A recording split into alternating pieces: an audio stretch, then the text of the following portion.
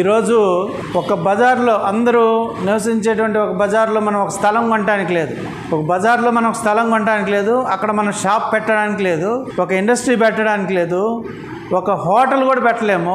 ఇట్లాంటి నువ్వు చిన్న చిన్నవి కాదు, చిన్న చిన్న వాటికి పర్మిషన్ ఇస్తారు, వాళ్ళకి కాంపిటీషన్ వస్తారని చెప్పి అనేటువంటి విషయానికి వచ్చేసరికి అప్పుడు వాళ్ళనోడే క్యాస్ట్ అని వస్తుంది.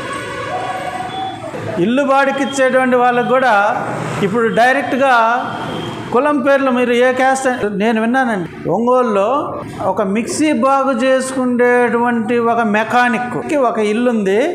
ఆ ఇల్లుని అడగటానికి ఒకడు ఫోన్ చేశాడు, వాడిని అడుగుతున్నాడు, ఇల్లు శుభ్రంగా పెట్టుకుంటావా, ఏం చేస్తావు నువ్వు పని, ఇది సేల్స్ మేనేజర్వా, అన్నీ చెప్పి మాట్లాడి ఏం క్యాస్ట్ నీది అన్నాడు. చూడండి ఏ సమాజంలో ఉన్నా మనం ఈ జాడ్యం అమెరికా దాకా బాకింది. ఫలాని మా కులపోడికే ఉద్యోగం ఇస్తాము, వాళ్ళనే ఇది చేస్తాం, మా కులం అంతా సపరేట్గా ఉండాలి.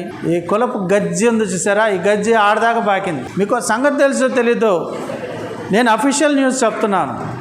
ఒక ఏరియాలో ఎక్కడో న్యూ జెర్సీలోనో ఆ ప్రాంతాల్లోనో ఒక బ్రాహ్మణ్ మహిళ ఈ కుల వివక్షకు వ్యతిరేకంగా ఆమె పోరాడుతుంది. పాపం ఆమె పోరాడుతుంది. ఆమె ఎందుకు పోరాడుతుందంటే వాళ్ళ తాతగారు ఉన్నటువంటి ఆ ప్రాంతాల్లో బాగా ఎక్కువ చూసిందంట. ఏంది మనం మనుషులమా లేకపోతే ఇంకోట, వీళ్ళు ఏంది ఇట్లా ఒక సాటి మనిషిని ఏంది ఇంత హీనంగా చూస్తున్నారు, ఇది నేను పెద్ద అయిన తర్వాత ఇలా ఉండకూడదని చెప్పి ఆమె నిర్ణయించుకుందంట. చూడండి, ఆమె దేని వ్యతిరేకంగా పోరాడుతుంది తెలుసా? అమెరికాలో అక్కడ స్కూళ్ళల్లో పిల్లలకంట క్యాస్ట్ అనేటువంటి కాలం పెట్టారంట.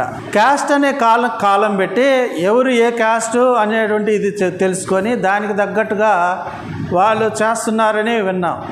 అది వచ్చి న్యూస్ వస్తే ఈ క్యాస్ట్ సిస్టమ్ మంచిది కాదు, ఇది ఇండియాలో ఉన్నటువంటి one of the dirtiest thing అని చెప్పి, one of the dirtiest thing, it has to be abolished అని చెప్పేసి ఆమె పార్లమెంట్లో మాట్లాడితే దానికి వ్యతిరేకంగా పెద్ద ఎత్తున నినాదాలు చేశారు, మా కులం కావాలి, మా కులం కావాలి, మా కులం కావాలి.